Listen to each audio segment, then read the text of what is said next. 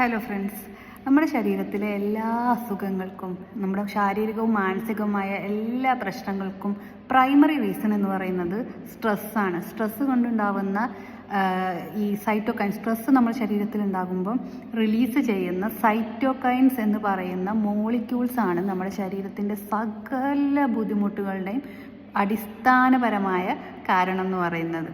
അപ്പോൾ എങ്ങനെയാണ് നമ്മൾ സ്ട്രെസ്സിനെ ഒന്ന് മാനേജ് ചെയ്യുക എന്നുള്ളതിൻ്റെ സിമ്പിളായിട്ടുള്ള 2 ടെക്നിക്ക് ഞാൻ പറഞ്ഞുതരാം. ഒന്നാമത്തെ കാര്യം, പോസിറ്റീവ് തിങ്കിങ്. അങ്ങനത്തെ കാര്യങ്ങളൊന്നും ഞാൻ പറയുന്നില്ല, അതൊക്കെ നമുക്കറിയാം. പോസിറ്റീവായിട്ട് തിങ്ക്, നമ്മൾ ഇപ്പം എന്താ ചെയ്യുന്നത് അത് നല്ല വൃത്തിക്ക് ചെയ്യുക.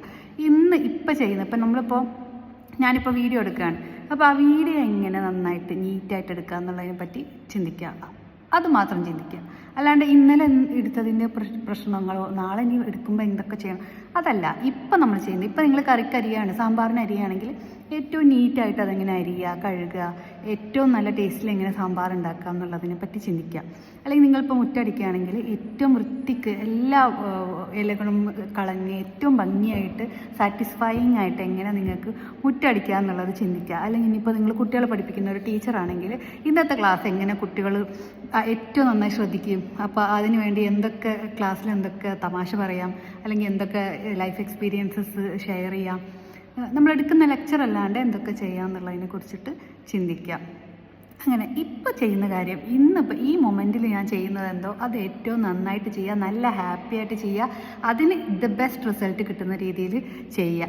അതാണ് നമുക്ക് സ്ട്രെസ് റിലീവ് ചെയ്യാൻ പറ്റുന്ന കാര്യം. കാരണം നമ്മൾ അത് മാത്രം ചിന്തിച്ചാൽ മതി. മുമ്പത്തെ കാര്യം എന്ന് പറയുന്നത് കഴിഞ്ഞുപോയി, നമുക്ക് ഇനി അതിലൊന്നും ചെയ്യാനില്ല. ഇനി വരാനിരിക്കുന്ന കാര്യം തന്നെ അതപ്പോഴല്ലേ, അതപ്പോൾ അതിനെപ്പറ്റി ചിന്തിക്കാം. മനസ്സിലായോ? അപ്പോൾ നമ്മൾ ഒരുപാട് അങ്ങോട്ട് ഓവർ തിങ്ക് ചെയ്യുന്നതാണ് സ്ട്രെസ്സിൻ്റെ ഒരു മെയിൻ കാര്യം എന്ന് പറയുന്നത്. അപ്പോൾ അതാണ് മെയിനായിട്ട്. രണ്ടാമത്തെ കാര്യം, നമുക്ക് പറ്റാത്ത പണിയാണെങ്കിൽ പറ്റില്ല എന്ന് പറയാം. നമുക്ക് പറ്റാത്ത കാര്യം ചെയ്യാൻ ശ്രമിക്കുമ്പോഴാണ് നമുക്ക് എപ്പോഴും ഒരു ഓവറായിട്ട് സ്ട്രെസ്സും കാര്യങ്ങളും വരിക. അപ്പോൾ നമുക്ക് ഒരാളും തോന്നും നമ്മളോട് സഹായം പറഞ്ഞു, നമുക്ക് പറ്റില്ല എന്നാണെങ്കിൽ പറ്റില്ല കേട്ടോ, എൻ്റെ കയ്യിൽ ഇപ്പം എന്നെക്കൊണ്ട് അത് സാധിക്കില്ല, അല്ലെങ്കിൽ എനിക്ക് അത്രയ്ക്ക് അതിനുള്ള കഴിവില്ല, വേറെ ആരെങ്കിലും ഏൽപ്പിക്കുമോ എന്നുള്ളത് പറയാം. നോ പറയാൻ പഠിക്കുക എന്നുള്ളതാണ് ഏറ്റവും ഇമ്പോർട്ടൻറ്റ് രണ്ടാമത്തെ കാര്യം. ഈ 2 കാര്യങ്ങൾ നിങ്ങൾ ശീലിച്ചു കഴിഞ്ഞാൽ നിങ്ങൾക്ക് പിന്നെ വലിയ സ്ട്രെസ്സൊന്നുമില്ല. കാരണം ഇപ്പം നിങ്ങൾക്ക് ഇപ്പോൾ ഇത്ര പൈസയുള്ളൂ, അല്ലെങ്കിൽ നിങ്ങളുടെ അക്കൗണ്ടിൽ ഇത്ര ഇതേ ഉള്ളൂ, നിങ്ങൾക്ക് ഇപ്പോൾ ഇത്ര സാലറി കിട്ടുന്നുള്ളൂ, എന്നെക്കൊണ്ട് ഇപ്പോൾ അതേ പറ്റുള്ളൂ. എന്നെക്കൊണ്ട് 2 ലക്ഷം സാലറി വാങ്ങിക്കാൻ പറ്റുന്ന ഒരാളല്ല ഇപ്പോഴത്തെ സിറ്റുവേഷനിൽ. നാളെ പറ്റുമായിരിക്കും, ഇപ്പം എനിക്ക് പറ്റില്ല. ഇപ്പം ഞാൻ ചെയ്യുന്ന പണി ഞാൻ വൃത്തിക്ക് ചെയ്യുക, അത് നാളെ എനിക്ക് ഇവഞ്ച്വലി അത് നിങ്ങൾ ഉദ്ദേശിക്കുന്ന രീതിയിൽ എനിക്ക് എത്താൻ പറ്റുമായിരിക്കും.